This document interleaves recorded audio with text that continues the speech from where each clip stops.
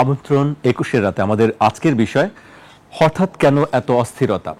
আমাদের সঙ্গে স্টুডিওতে উপস্থিত আছেন গণমাধ্যম ব্যক্তিত্ব ডাক্তার আব্দুন্নুর তুষার। আপনাকে স্বাগত জানাচ্ছি ২১-এর স্টুডিওতে।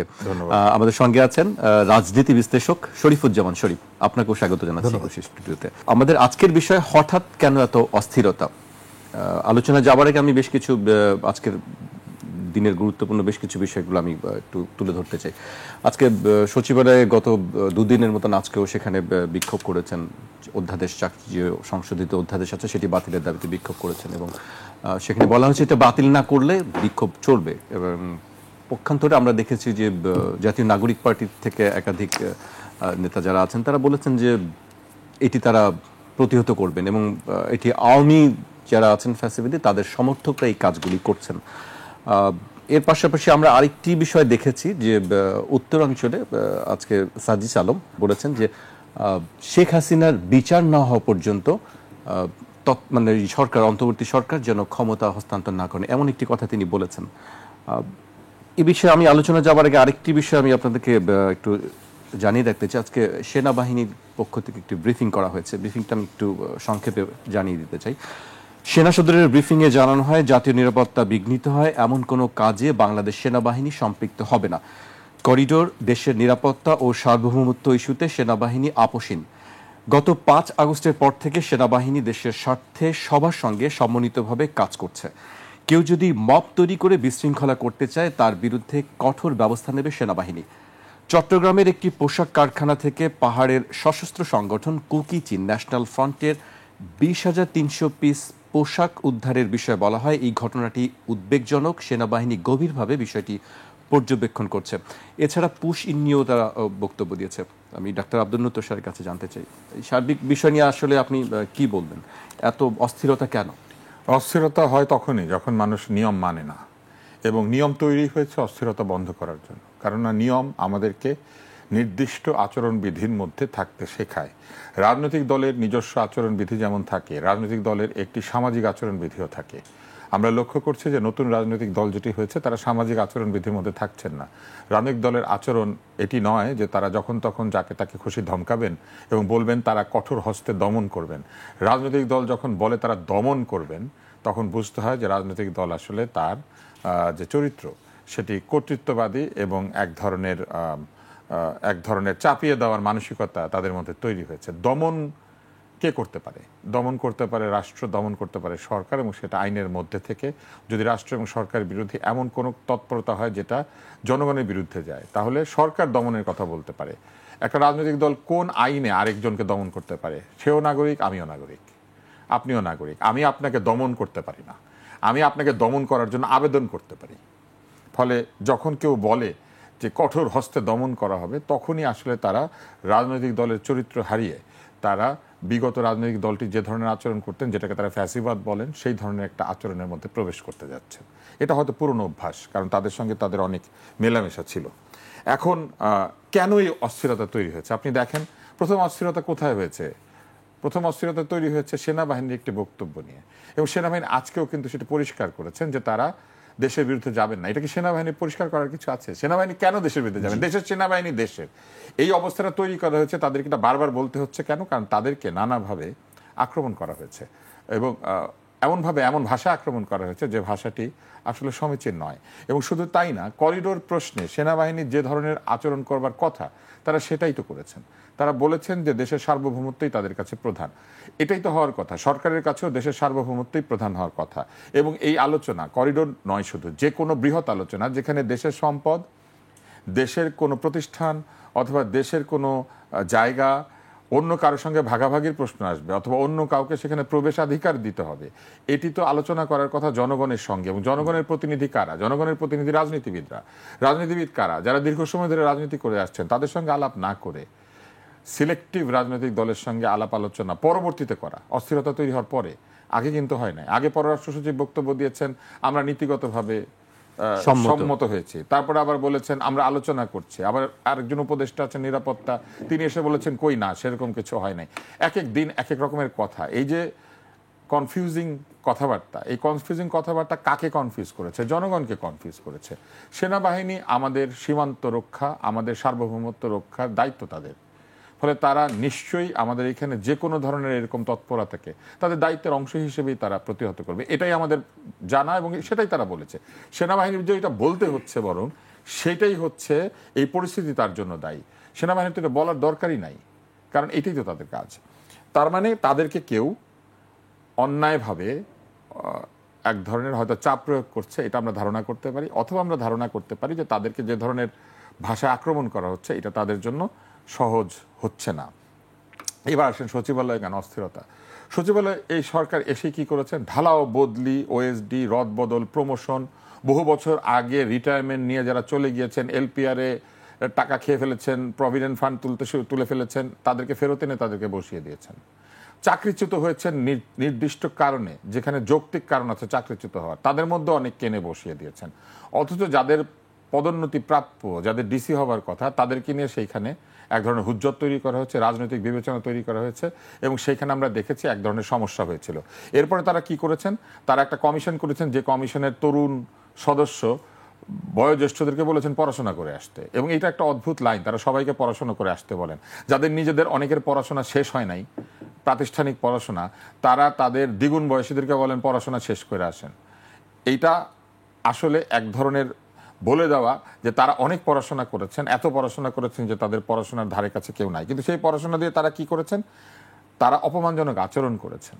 তারা বিভিন্ন জায়গাতে সচিবালয়ে ঢুকে পড়েছেন এবং তাদের চেয়ে অনেক অভিজ্ঞতা সম্পন্ন, অনেক লেখাপড়া জানা, অনেক ধরনের দায়িত্ব পালন করেছেন এইরকম বয়োজ্যেষ্ঠদেরকে তারা যে ভাষায় কথা বলেছেন এবং যে ধরনের আচরণ করেছেন, যেন তারা তাদের চাকরি দিয়েছেন, তারা রাষ্ট্রের চাকরি করে না, তারা তরুণদের চাকরি করে। এবং লাস্টে কি করেছেন, তারা একটা সংশোধনী এনেছেন, সংস্কার এনেছেন, যেখানে প্রায় কোনো কারণ না দর্শিয়েই একজন সরকারি চাকরিজীবীর চাকরি কেড়ে নেওয়া যাবে।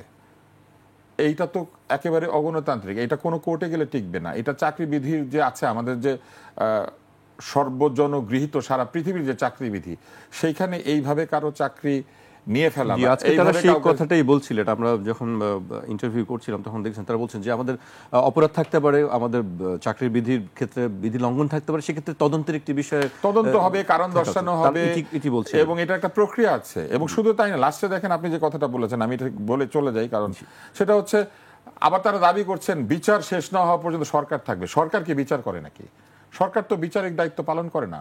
সরকার তো যে কোনো বিচারের বাদী হতে পারে।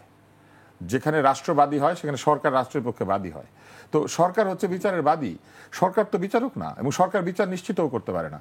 সরকার তো বিচারে নিশ্চিত করতে গেলে, সরকার যদি বিচারে কোনো নাক গলায়, তাহলে তো সেই বিচার প্রভাবিত, সেই বিচার প্রশ্নবিদ্ধ হবে। বিচার করবে আদালত, আদালতে বিচার দেওয়া হয়েছে, আদালত তার নিয়ম অনুযায়ী যখন বিচার শেষ হবে বলে মনে করবে, যখন মনে করবে যথেষ্ট পরিমাণে সাক্ষ্য প্রমাণ এসেছে, রায় দেওয়া সম্ভব, তখন বিচার শেষ হবে এবং সেই রায় হবে। এই বিচার যতদিন লাগবে ততদিনই সরকার বসে থাকবে, যার কিনা বিচার করার দায়িত্বই না। যার দায়িত্ব হচ্ছে প্রতিষ্ঠানগুলিকে নিরপেক্ষভাবে তৈরি করে দেওয়া, যাতে বিচার সম্পন্ন হতে পারে, সেই দায়িত্ব তো তারা করেছেন। তারা ট্রাইব্যুনাল গঠন করেছেন, সেই ট্রাইব্যুনালে বিচার দিয়েছেন, এবং সেই বিচারের গতিতে হবে। বিচার শেষ না হওয়া পর্যন্ত আমরা যাব না। তার মানে বিচার ইচ্ছা হলো শেষ করলো না, বিচার হলো না, তার মানে তারা যতদিন, আজীবন, চিরকাল তারা থাকবেন বিচার না হলে। এবং 20,300 পোশাকের কথা বলেছেন, নিশ্চয়ই এগুলি অ্যালার্মিং। জি, আমি শরীফুজ্জামান শরীফের কাছে আসতে চাই। হঠাৎ কেন এই অস্থিরতা, আপনার কাছে কি মনে হয়? তুষার ভাই বললেন, অনেক কথাই বললেন যে নিয়ম না মানলেই তখন আসলে অস্থিরতা তৈরি হয়। আপনি কি মনে করেন? আপনাকে ধন্যবাদ, দর্শক শ্রোতাদেরকে ধন্যবাদ, তুষার ভাইকে শুভেচ্ছা। আমাদের সমাজের মধ্যে অনেকগুলো ভাঙা গড়া চলে প্রতিনিয়ত। আমরা রাজনীতি বা রাষ্ট্রের আচরণে যে পরিবর্তনগুলোর প্রত্যাশা করি, ব্যক্তিগত জীবনে সেই পরিবর্তনগুলো করি না। গত কিছুদিন আগে আপনি দেখেছেন হাওড়ে একজন মানুষ 350 অনাথ লাশ দাফন করেছেন নিজের আগ্রহে, এবং তার বাহন ছিল একটা ঘোড়া। অথচ মানুষটা যখন হাসপাতালে অসুস্থ, তখন তার প্রতিবেশীরা ঘোড়াটিকে মেরে ফেলেছে। অথচ এই মানুষটা যদি পৃথিবীর অন্য কোথাও থাকতেন, নিশ্চয়ই রাষ্ট্র তাকে তার এই কাজের জন্য সম্বর্ধিত করত। আমরা রাজনীতিবিদের কাছে, রাজনীতির কাছে যে পরিবর্তনটা আকাঙ্ক্ষা করি, আমাদের নিজেদের জীবনে সেই পরিবর্তনটা কিন্তু আমার প্রতিফলনটা হয় না। সমাজের মধ্যে এক ধরনের অস্থিরতা সবসময় থাকে। আমাদের এই সমাজটা যেহেতু বৈষম্যের একেবারে কষাঘাতে নিষ্পেষিত, আমাদের এখানে কুশিক্ষা, অপপ্রচার, এই বিষয়গুলো কিন্তু অনবরত আছে। আপনি সোশ্যাল মিডিয়ায় দেখবেন একজন আরেকজনের বিরুদ্ধে যে ধরনের মিথ্যা প্রোপাগান্ডা ছড়িয়ে উস্কানি দিয়ে প্রতিনিয়ত, এবং আপনি খেয়াল করে দেখবেন যে ব্যক্তিগত যে কথাগুলো বলা হচ্ছে, যে ভদ্রলোক সোশ্যাল মিডিয়ায় তার অ্যাকাউন্টে বা তার প্রোফাইলে খুব ভালো ভালো কথা বলছে, তিনি গিয়ে কোনো একটা মিডিয়ায় তার অপ্রিয় কেউ একজন মানুষের মৃত্যুতেও তিনি উল্লাস প্রকাশ করছে। অর্থাৎ আমরা যেটা বলি সেটা করি না, যেটা করি সেটা বলি না।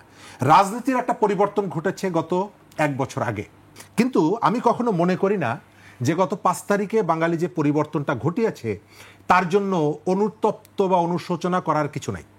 কারণ এই ধরনের একটা 15 বছরের যে শাসন, এই শাসন মানুষের জীবনকে আসলে ওষ্ঠাগত করে তুলেছে, এবং আমরা একটা সৎ আকাঙ্ক্ষার থেকে এই রেজিমকে আমরা বিদায় জানিয়েছিলাম, এবং অসংখ্য রক্ত এবং আত্মদানের ভেতর থেকে।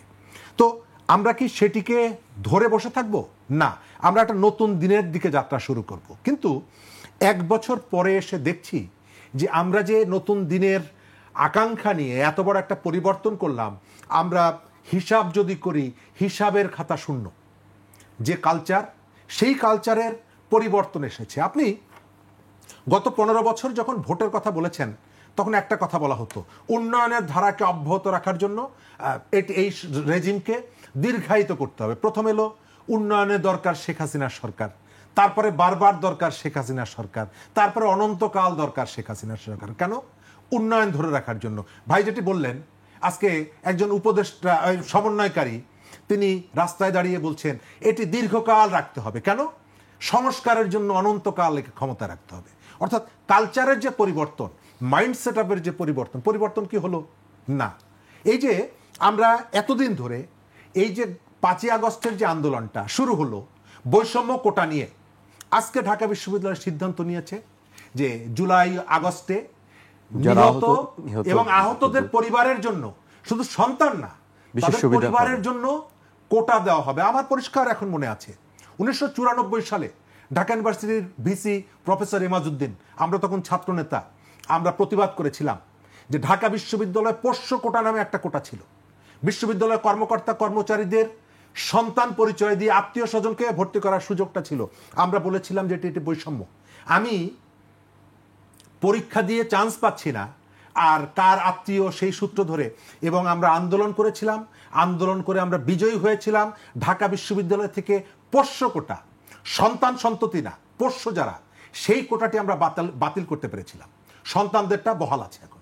তো এখন আজকে এসে দেখছি সিনেট, সিন্ডিকেট, ডিনস কমিটির সিদ্ধান্ত নিলেন। তাহলে আপনি 1 বছর আগে যে বৈষম্যমূলক কোটার বিরুদ্ধে কথা বললেন, আজকে এসে আপনি সেটিকে ইন্ট্রোডিউস করছেন। তার মানে হচ্ছে যে আপনি এর ভেতর থেকে কোনো কিছুই শেখেননি। আমাদের এই যে পরিবর্তনের যে জায়গাটা এখন ডাইভার্ট হয়ে যাচ্ছে। ছাত্রলীগের যখন সম্মেলন হতো আওয়ামী লীগের ক্ষমতায় থাকার সময়, আমাদের চোখের সামনে দেখা সন্ধ্যাবেলায় বা রাতের বেলায় মধুর ক্যান্টিনে 2টো গাড়ি আসতো, নতুন গাড়ি। কারা পাঠাতেন? চট্টগ্রামের ব্যবসায়ীরা পাঠাতেন ছাত্রলীগের প্রেসিডেন্ট সেক্রেটারির জন্য, নবনির্বাচিত। শুধু ছাত্রলীগ না, এটি সরকারের রুলিং পার্টির ছাত্র সংগঠন এই সুবিধাটা পেত যারা যখন ক্ষমতায় থাকছিল। আজকে আমরা শুনি হান্নান মাসুদ একেবারে ছাদ খোলা জিপ নিয়ে যেটা তার এলাকায় ঘুরে বেড়ায়, দামি গাড়ি, সেটা জামাতের একজন ব্যবসায়ী দিয়েছে। তাহলে আপনি যে নতুন বন্দোবস্তর কথা বললেন, এই বন্দোবস্তর জায়গাটা আমি দেখতে পাচ্ছি আপনি আগের যেটা ছিল তার একটা এক্সটেনশন হয়েছে। আমি তো এটা নতুনত্ব কিছু দেখছি না। আপনি এই যে পরিবর্তন, আপনি হুমকি দিচ্ছেন, এই কথাগুলো সবসময় শুনেছি যে আওয়ামী লীগকে দমন করার জন্য আমার ছাত্র দলই যথেষ্ট। আবার ওই আওয়ামী লীগ বলেছে যে তোমাদেরকে দমন করার জন্য আমার ছাত্রলীগই যথেষ্ট। আজকে একজন এনসিপির নেতা তিনি বলছেন সচিবালয়ে যারা তাদেরকে আমরা দমন করব। আরে দমন করার দায়িত্ব তো পলিটিক্যাল পার্টির না। তুমি তো একটা পলিটিক্যাল পার্টি, তুমি তো দমন করতে বলতে পারো না। যদি দমনও করা হয়, তারা যদি কোনো রাষ্ট্রবিরোধী কোনো কাজও করে, তারা যদি কোনো অন্যায়ও করে, এর বিরুদ্ধে ব্যবস্থা গ্রহণ করবে সরকার। তাহলে তুমি কি সরকারের প্যারালাল? আমি এই কথাটা বারবার বলেছি, এই সরকারটা রাজনৈতিক সরকার না, এই সরকার টিকে আছে আমলাদের সহযোগিতায়। মানে তার যে দৈনন্দিন কার্যক্রম সেখানে তাকে সহযোগিতা নিতে হচ্ছে আমলাদের। সুতরাং এই আমলাদের সাথে ডিলিংসের জায়গাটায় আপনার কখনো কঠোর হতে হবে, কখনো সহনশীল হতে হবে, নমনীয় হতে হবে। আপনি যদি তাকে রক্তচক্ষু দেখান, আপনি যদি তাকে ভয় দেখিয়ে কোনো কিছু করতে চান, আপনি এই সরকার ফেল করবে। কিন্তু 5ই আগস্টের পরে আমি বারবার বলেছি যে আপনারা যে কাজটি করছেন এটি করেন না। সচিবালয়ের প্যারালাল আর একটা সরকার রাজু ভাস্কর্য থেকে যতদিন আপনি পরিচালনা করবেন এবং করেছেন, সরকার কলাপস করেছে। সচিবালয় রাত 9টা পর্যন্ত 10টা পর্যন্ত ছাত্রনেতারা কি করে সেখানে? আজকে সচিবালয়ের কর্মচারীরা খারাপ হয়ে গেল, আপনারা 10টা 11টা পর্যন্ত সেখানে কি করেছেন? পাঠ্য বই থেকে শুরু করে প্রত্যেকটি জায়গায় যে অনিয়ম দুর্নীতি, কই তখন তো সচিবালয়ের এই কর্মচারীরা রাত 11টা পর্যন্ত যে তালা খুলে দিত বা চা দিত, তারা তো খারাপ ছিল না। এখন তারা আওয়ামী ফ্যাসিবাদী সহযোগী হয়ে গেল। জি, আমি তুষার ভাইয়ের কাছে আসতে চাই। আবার আপনি অনেক বিষয় নিয়ে কথা বললেন। প্রশাসনে এই অস্থিরতাটা কেন, বা এক ধরনের অনিশ্চয়তা, এটি আমরা দেখছি সংবাদ মাধ্যমে উঠে আসছে, লেখা হচ্ছে যে প্রশাসনে এক ধরনের অনিশ্চয়তা বা অস্থিরতা কাজ করছে। এটি কি, বা আরেকটি আমি যদি কথা বলি যে আজকে সেনাবাহিনীর যে ব্রিফিং ছিল সেনা সদরে, সেখানে বলা হচ্ছে সরকার এবং সেনাবাহিনী কোনো বিরোধপূর্ণ বা মুখোমুখি অবস্থানে নেই। কেন আসলে এই কথাগুলো বলতে হচ্ছে? এটা বলতে হচ্ছে কারণ এরকম একটা পরিবেশ তৈরি করা হয়েছে। কেননা সরকার যে নিবন্ধনহীন দলটিকে বাংলাদেশের প্রায় প্রধান একটি রাজনৈতিক দলের মর্যাদা দিচ্ছেন, সরকারের দায়িত্বশীল অংশ প্রধান উপদেষ্টা প্রেস সচিব, যার সভাপতি পদত্যাগ করে উপদেষ্টা পদ থেকে সভাপতি হতে যখন যাচ্ছেন, তখন বলে দিচ্ছেন ভবিষ্যতের প্রধানমন্ত্রীকে উনি দেখতে পাচ্ছেন। এই ধরনের বক্তব্য দেওয়ার কারণে যেটি হয়েছে, এই দলটি যখন বলে দমন করবে, যখন বলে কঠোর হস্তে তারা শাসন করবে, এরকম শব্দ যখন উচ্চারণ করে, এবং যখন তারা সরাসরি, আপনারা নিশ্চয়ই দেখেছেন যে সরাসরি এমন কিছু মন্তব্য করেছে যে মন্তব্যগুলি মানুষের কাছে মনে হয়েছে যে একটা বিরোধ আছে, সেই কারণেই ব্যাখ্যা করতে হচ্ছে। আমার আর আপনার এই অনুষ্ঠানে যখন আমরা এসেছি, আমাদের কিন্তু বলার প্রয়োজন নাই আমাদের কোনো বিরোধ নাই। বিরোধ থাকলে তো আপনি ডাকতেন না। কিন্তু যদি এমন একটা অবস্থা হয় যে আমাদের দুজনকে এসে ব্যাখ্যা করতে হয় যে হাসান জাকিরের সাথে আমাদের আসলে কোনো বিরোধ নাই, এটা বলার মানেই হচ্ছে বিরোধ ঘটার জন্য যথেষ্ট কারণ আছে। বিরোধ নাই কিন্তু কারণ আছে। তাহলে সেই কারণগুলি কোথা থেকে তৈরি হয়েছে? এই কারণগুলি যেখান থেকে তৈরি হয়েছে সেখান থেকে আরও কারণ তৈরি হচ্ছে। যেমন আপনি দেখবেন যে যে আইনটা করা হয়েছে সচিবালয়ে, এর এই অস্থিরতার কারণ কি? এর কারণ হচ্ছে সরকারি চাকরির একটি দীর্ঘ সময় ধরে চলে আসা একটা হায়ারার্কি এবং ডেকোরাম আছে। এই আইনের মধ্যে বলা হয়েছে ইনসাবঅর্ডিনেশন, অনানুগত্য যদি কেউ প্রদর্শন করে। এখন অনানুগত্য প্রদর্শন না করার কারণেই তো এতগুলি ট্রান্সফার পোস্টিং হয়েছে। কারণ শেখ হাসিনার সরকার যারা অনুগত ছিল এই সচিবালয়ে যা নির্দেশ দিয়েছে তারা অনুগতভাবে পালন করেছেন, কারণ এটাই তাদের চাকরি শর্ত। অনানুগত্য দেখানো যাবে না, ইনসাবঅর্ডিনেশন করা যাবে না। এখন এই সরকার বলছেন আমাদের কথায় যদি কেউ ইনসাবঅর্ডিনেশন করে তাহলে তার চাকরি তাৎক্ষণিকভাবে প্রায় চলে যাবে, অলমোস্ট মানে অতি দ্রুত চলে যাবে এবং চাকরি নাই করে দেওয়া যাবে। এখন প্রশ্ন হচ্ছে তাহলে একই ব্যাপারের কারণেই তো অন্যরাও আগে আনুগত্য দেখিয়েছেন, তাহলে তাদেরটা দোষ কেন আর এটা কেন ভালো কাজ? এখন অনুগত থাকলে ভালো আর আগে অনুগত থাকলে খারাপ? সরকারি চাকরি যারা করেন তাদের তো একটা সিঙ্গেল রুলে থাকতে হয়, যিনি সরকারে থাকবেন তার কথা তারা শুনবেন, যিনি সরকারে আসবেন তার কাজ তারা করে দিবেন। কারণ তাদের কাজ হচ্ছে কেমন? তাদের কাজ হচ্ছে একটা হোটেলে যে হাউসকিপার থাকে না, কিংবা একটা হোটেলে যে শেফ থাকে না, প্রতিদিন গেস্ট আসে, তার পছন্দ অনুযায়ী তারা রান্না করেন। তারা কিন্তু না করতে পারেন এবং প্রতিদিন একই নিয়মে বেডটা করে দেন, প্রতিদিন একই নিয়মে পরিষ্কার করেন। কে আসলো কে গেল এটা কিন্তু তাদের দেখার দায়িত্ব না। সরকারি চাকরিজীবীরও কাজ এইটাই। সরকার যা কিছু নির্দেশ দিবেন তারা সেটা পালন করবেন। তারা এক্সিকিউটিভ উইং, তাদের কাজ হচ্ছে কাজ বাস্তবায়ন করা। তারা বাস্তবায়নকারী কর্তৃপক্ষ। এখন এই বাস্তবায়নকারী কর্তৃপক্ষ যদি কথা না শুনে তাহলে চাকরি চলে যাবে। তো এখন কথা না শুনলে চাকরি চলে যাবে। আগে কথা না শোনার কারণে চাকরি চলে গেছে। যারা ওএসডি হয়েছেন, যারা ঢালাওভাবে বদলি হয়েছেন, যাদের চাকরিচ্যুত করা হয়েছে, অথবা যাদেরকে জেলে পাঠানো হয়েছে, নানান ধরনের অভিযোগ আনা হয়েছে, বিদেশ যাত্রা বন্ধ করা হয়েছে, এরকম অনেকেই তো আছেন শুধু কথা শোনার জন্য।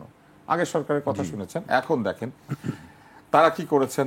তারা এরই মধ্যে একাধিকবার প্রধান উপদেষ্টা বাসভবনের সামনে বিক্ষোভ করেছেন।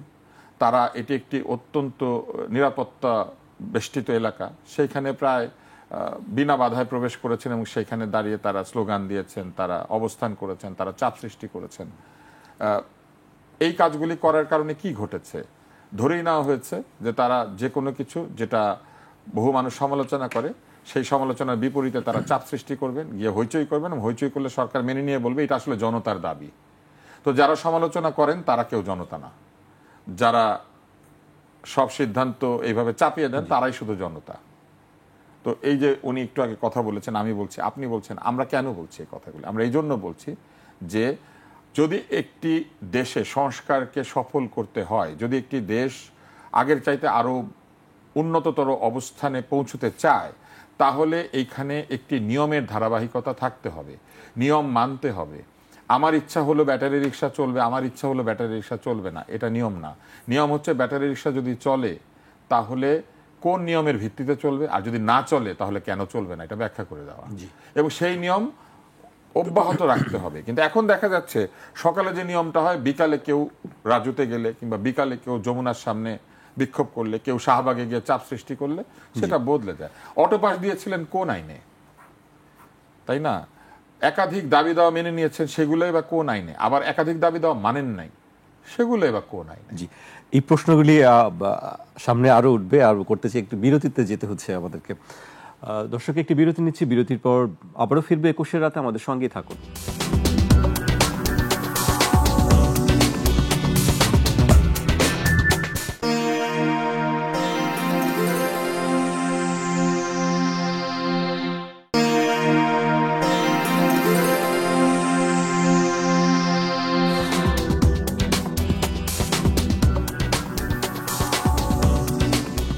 বিরতির পর আবারও স্বাগত। আপনারা দেখছেন 21 রাত। আমাদের সঙ্গে আছেন গণমাধ্যম ব্যক্তিত্ব ডাক্তার আব্দুন্নুর তুষার এবং রাজনীতি বিশ্লেষক শরীফুজ্জামান শরীফ।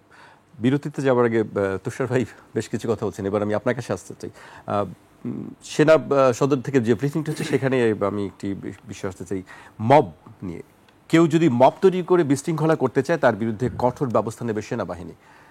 এই বিষয়ে আপনি কি বলবেন? আসলে আমরা মানে গত দীর্ঘদিন ধরেই দেখছি যে মবের একটি উপস্থিতি আছে, এবং সম্প্রতি যে আইন শৃঙ্খলা বাহিনীর যে অবস্থা বা আইন শৃঙ্খলা পরিস্থিতি, যে আমরা কালকেও একটি দেখেছি, একটি ভাইরাল ভিডিও দেখেছি, সেখানে ছিনতাইকারীরা কিভাবে তাকে আক্রমণ করা হচ্ছে এবং একটি হত্যা দেখেছি। আইন শৃঙ্খলা পরিস্থিতি নিয়ে আসলে প্রথমত হচ্ছে আমাদের রাজনৈতিক সংস্কৃতিতে রেজিম চেঞ্জের সঙ্গে সঙ্গে নতুন নতুন কতগুলো উপসর্গ যুক্ত হয়, এবং যেগুলো ইতিবাচক না হয়ে সমাজে একটা নেতিবাচক ছাপ ফেলে যায় দীর্ঘদিনের জন্য। 5ই আগস্টের পর থেকে এই পর্যন্ত আমাদের প্রায় 150 মানুষকে আমরা পিটিয়ে মেরে ফেলেছি, যেটাকে আমরা মব সন্ত্রাস বলছি। এই যে 150 মানুষকে পিটিয়ে মেরে ফেললাম, কোন প্রেক্ষিতে? মাঠে আইন শৃঙ্খলা বাহিনী আছে, সেনাবাহিনী আছে।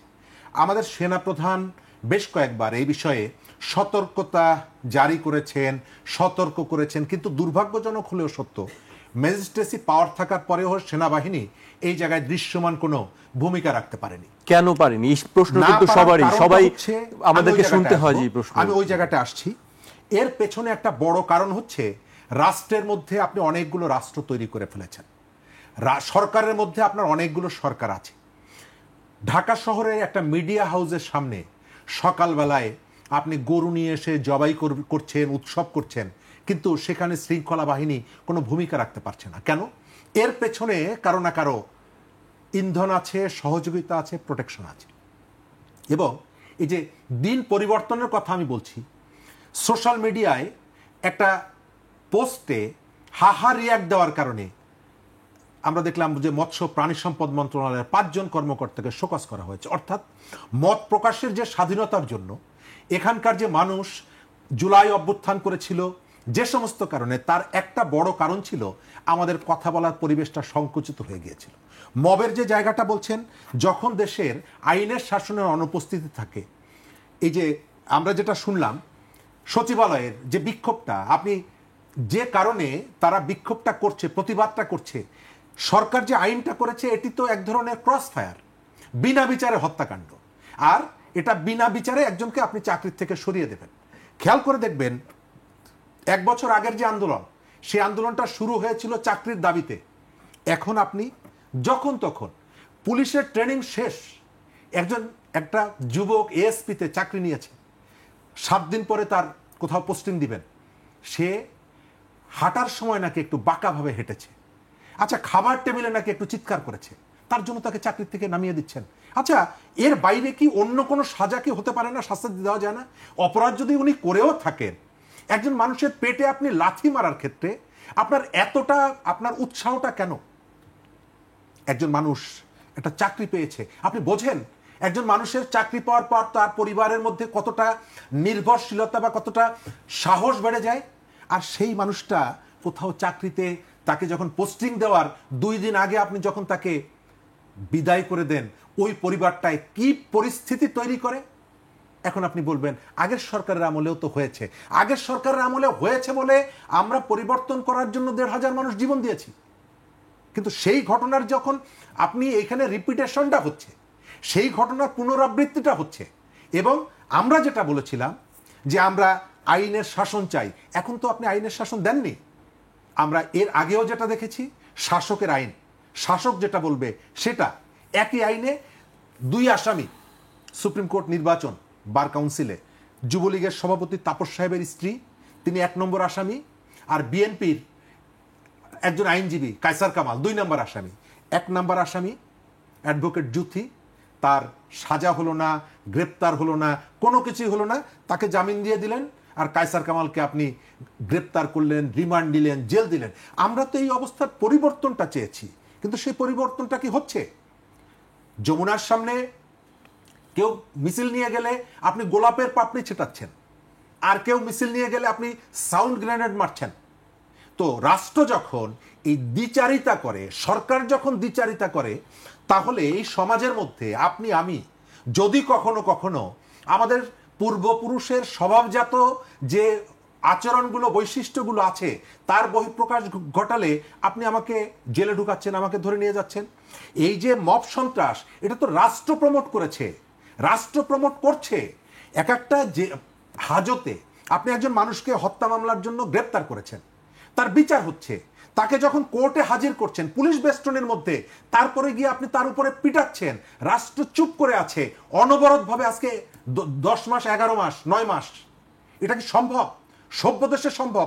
এরপরেও আপনি বলেন আমি ইন্টারন্যাশনাল ফিগার, আমি সারা পৃথিবীতে এতটা আমার ইমেজ আছে, আছে।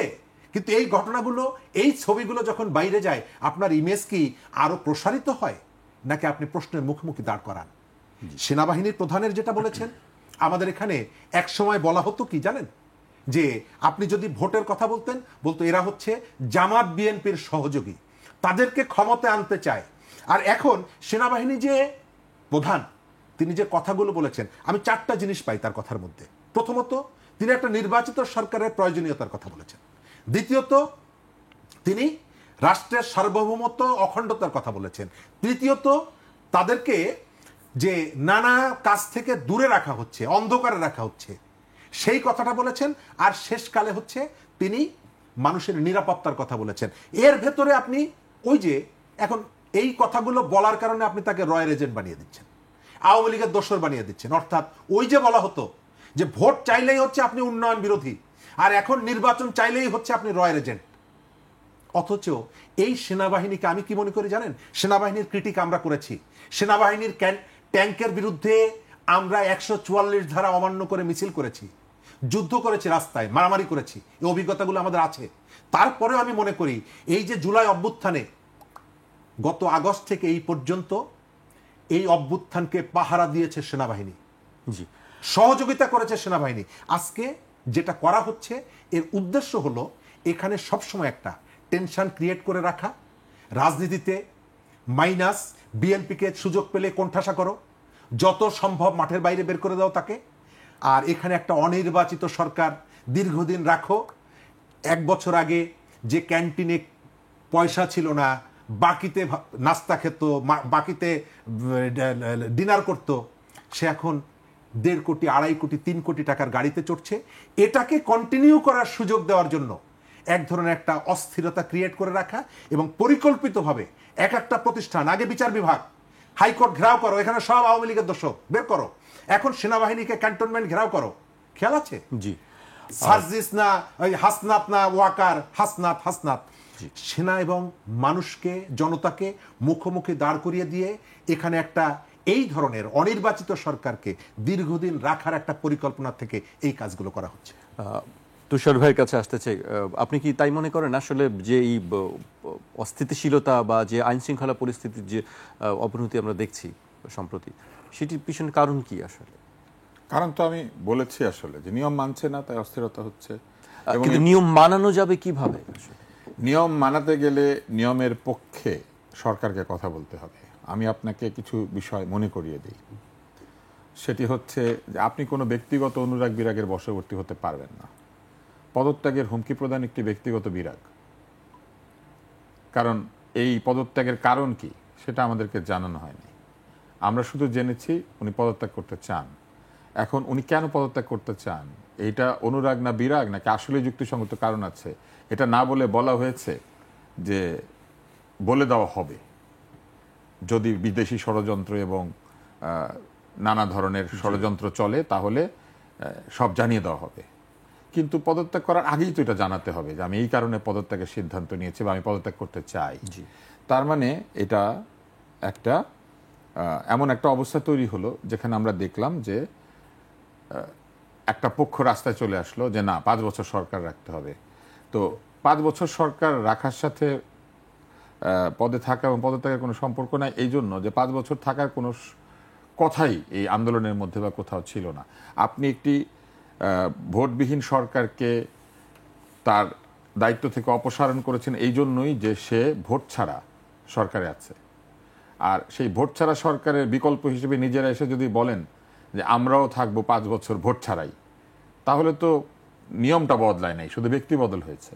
হ্যাঁ, আবার বলা হচ্ছে যে বিচার শেষ না হওয়া পর্যন্ত ক্ষমতা বিচার তো তাদের দায়িত্বই না, বিচারের আয়োজন করা তাদের দায়িত্ব। বিচার করবে কোর্ট, বিচার কবে শেষ হবে এটা তো কোর্ট ডিসাইড করবে। আমরা তো এই উত্তরটা দিয়েছি।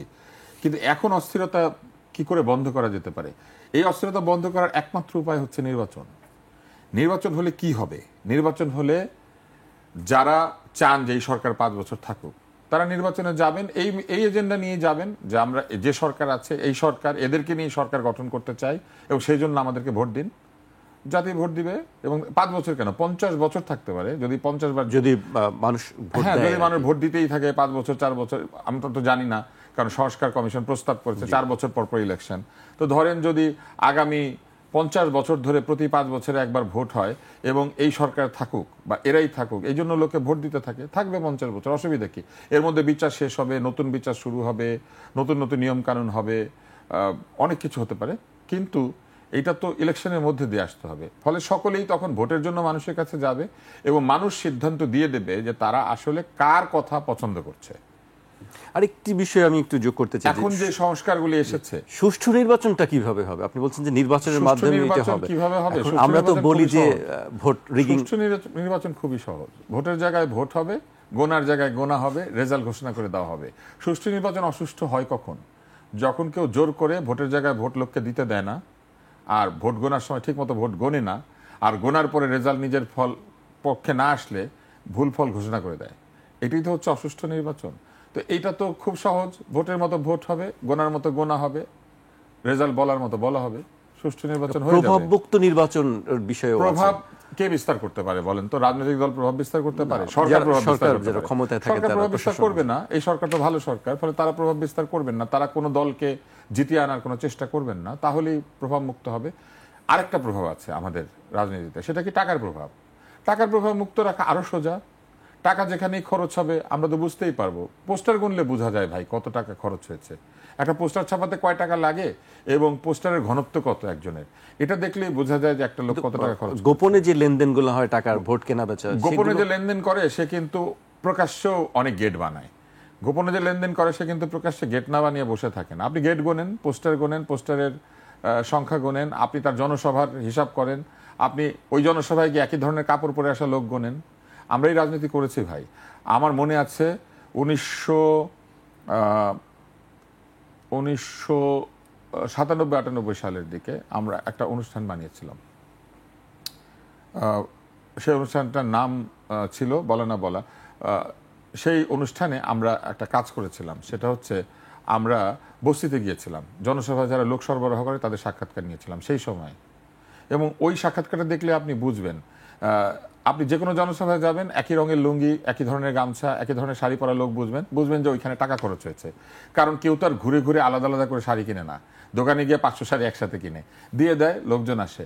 আমি এমনকি এমন সাক্ষাৎকার নিয়েছি সেই অনুষ্ঠানে, আনিসুল হকের সাথে মিলে আমি অনুষ্ঠানটা বানিয়েছিলাম আমরা, যেমন দেখেছি। হ্যাঁ, সেই অনুষ্ঠানে আমরা এমন সাক্ষাৎকার নিয়েছি, ট্রাকে করে লোকজন যাচ্ছে, আমরা নামিয়ে জিজ্ঞেস করেছি এই শাড়ি এত সুন্দর কোত্থেকে কিনলেন, বলে দিয়েছে। বলে কই যান, বলে যে জনসভায় যাই।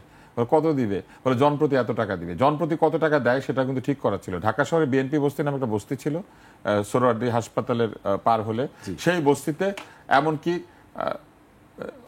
পরিচিত, মানে সবাই চেনেন এমন লোক সরবরাহকারী ছিল। তাহলে এটা খুব সোজা কিন্তু, যে কে জনসভায় টাকা খরচ করছে, কে লেনদেন করছে, এটা জানা খুব সোজা।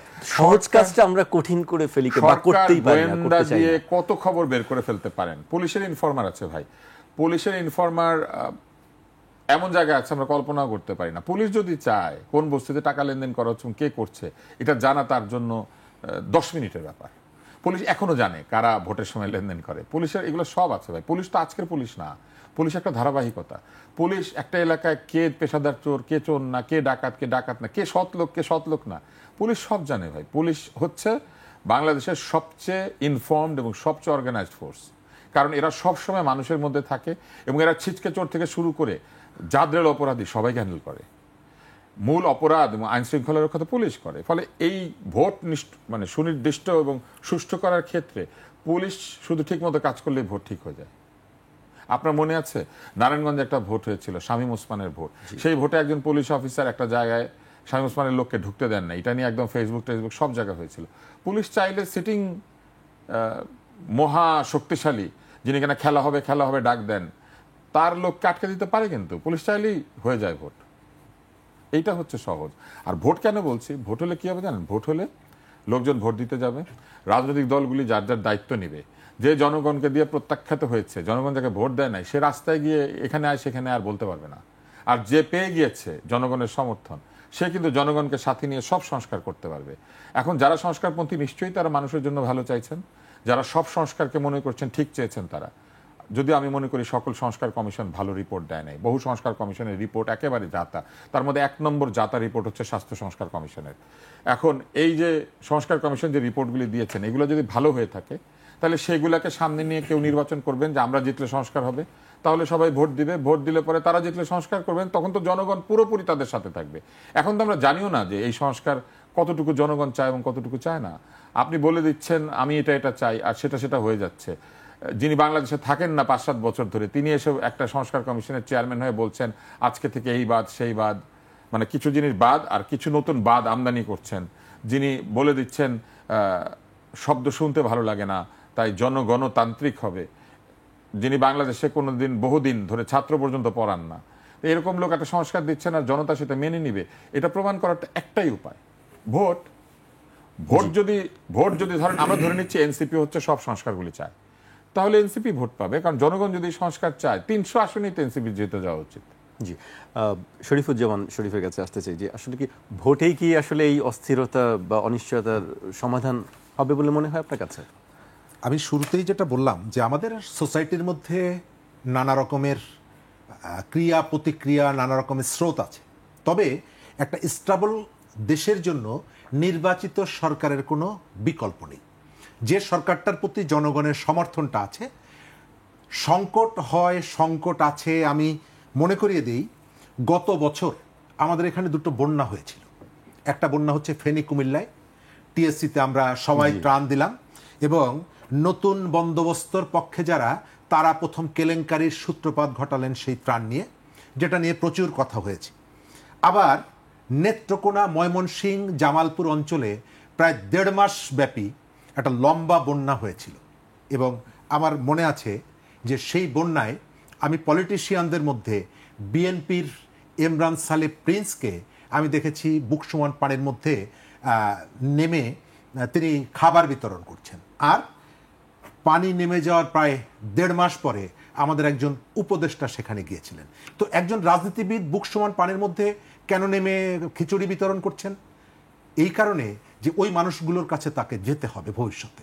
সুতরাং পলিটিক্স এবং মাইনাস পলিটিক্সের পার্থক্যটা হচ্ছে এই জায়গাটায়। আপনি যখন একটা দেশে ভোটটা প্রয়োজন হয় পলিটিশিয়ানদের জন্য, তখন তার আচরণটা একরকমের হয়।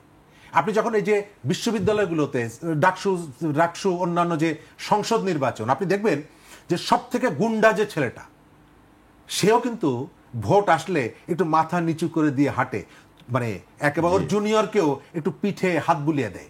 অর্থাৎ আমাদের এখানে এই যে চরিত্রের যে পরিবর্তন, আচরণের পরিবর্তন, এটা হচ্ছে উপলক্ষ ধরে পরিবর্তনটা ঘটে। আমাদের যারা প্রতিদিন একে উচ্ছেদ করব, তাকে হ্যান করব, তাকে ত্যান করব, তারা যখন তার নিজের এলাকায় 150, 200, 300 গাড়ি নিয়ে যে মহড়াটা যখন দেন নিজের এলাকায়, আপনি দেখবেন যে তার ভয়েসটা একটু সফট। কারণ হচ্ছে তাকে হয়তো একসময় পাবলিকের কাছে যেতে হবে। শহীদ মিনারে দাঁড়িয়ে যেভাবে এর জিপ ছিঁড়ে ফেলবো, তাকে চামড়া খুলে ফেলবো, নিজের এলাকায় যখন যান তখন একটু ভদ্র হয়ে চলার চেষ্টা করেন। ভোটের মধ্য দিয়ে যে সব কিছুর পরিবর্তন হয়ে যায় এটা না, কিন্তু তার মানে এই না যে আমি ভোটের কাছে যাব না, ভোট আমি চাইব না। আমাদের এখন পর্যন্ত যত রকমের শাসন ব্যবস্থা আছে, ত্রুটিযুক্ত থাকার পরেও ডেমোক্রেসিটা হচ্ছে সারা পৃথিবীর মানুষ এটাকে পছন্দ করে। সুতরাং আমাদের এই জায়গাটায় সেটা আনতে হবে। এবং গত 15 বছর শেখ হাসিনার বিরুদ্ধে আমরা যত সমালোচনা করেছি, যতগুলো অভিযোগ ছিল, সব থেকে বড় অভিযোগ ছিল যে তিনি এখানে নিরপেক্ষ কোনো নির্বাচন দেন না। কিন্তু মজার ব্যাপার হচ্ছে এই কথাগুলো যাদের সাথে বলতাম বা যারা একসাথে আমরা বলেছি, তার একটা বিরাট অংশ এখন মনে করে যে এটি আপাতত প্রয়োজন নাই। কেন? শেখ হাসিনার বিদায় হয়েছে, এখন তো আমরা এসেছি।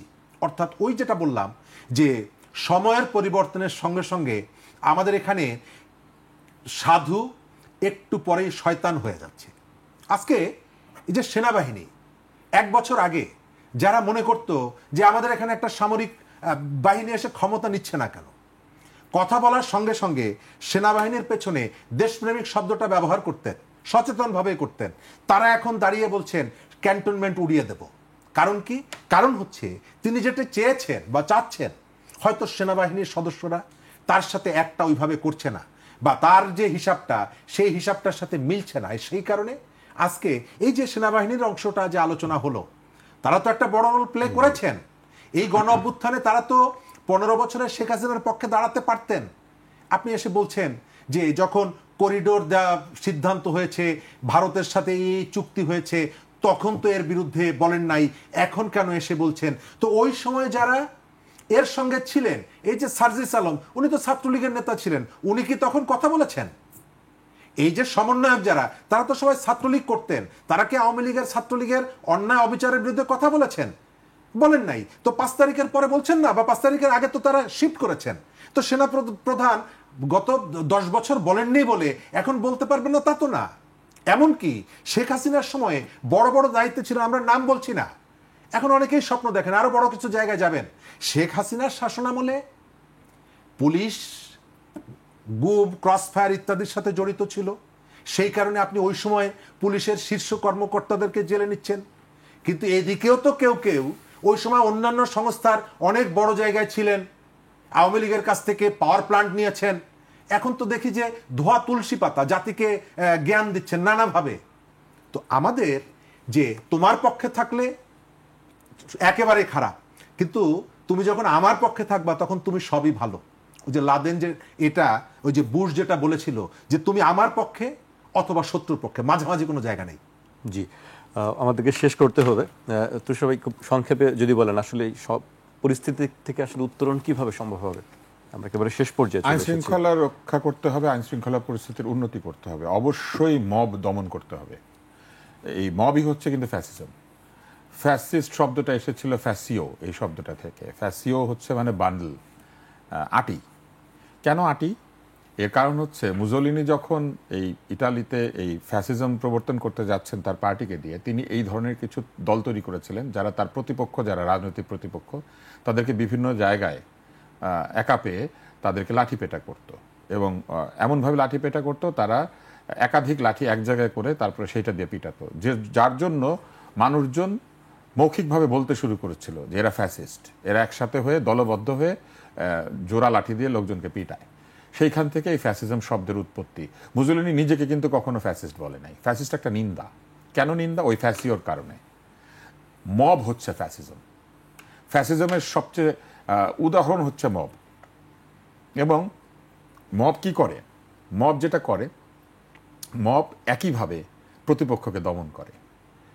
যে রাষ্ট্রে মব আছে সে রাষ্ট্র ফ্যাসিস্ট রাষ্ট্র।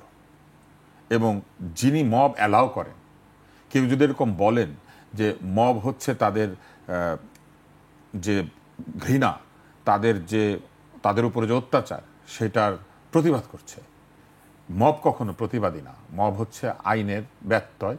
মব হচ্ছে একটি রাষ্ট্রের আইনকে বৃদ্ধাঙ্গুলি দেখিয়ে কিছু লোক একসাথে হয়ে যা খুশি তাই করতে পারে। ইনজাস্টিস, এবং এটা চরম ইনজাস্টিস। ফলে মব বন্ধ করতেই হবে। নির্বাচনের সবচেয়ে বড় শত্রু হচ্ছে মব। কেননা নির্বাচনে আপনি দাঁড়াবেন, মব আপনাকে রাস্তায় পেয়ে মারধর করবে। কেন আপনি নির্বাচনে দাঁড়ালেন?